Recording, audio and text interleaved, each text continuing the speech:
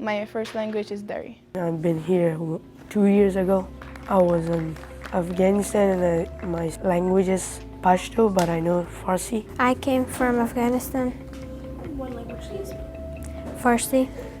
When my students come to me, they are speaking very little English. If I'm lucky, they know the ABCs, but a lot of times they don't associate the name of the letter with the letter, so we are starting at ground zero. We paired up with Encina for their English language development program to do a theater immersion in English language development.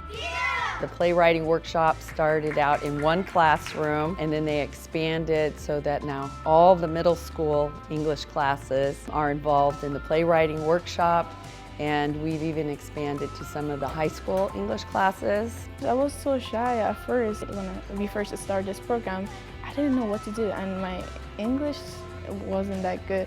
So I tried to do my best, talk with people who knew English and with my teacher and with B Street, the staff that came here. I just try, even though I didn't know English, I just try to keep on doing the work. I'm playing acting and it's cool. It's like watching a butterfly come out of a cocoon. You know, they're ready.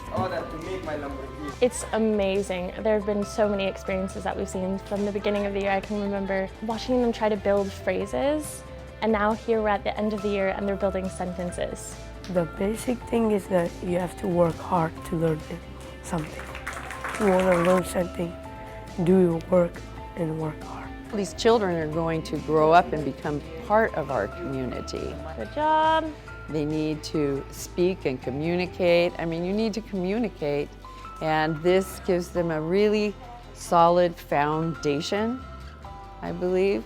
And I just feel like it sets them up for success.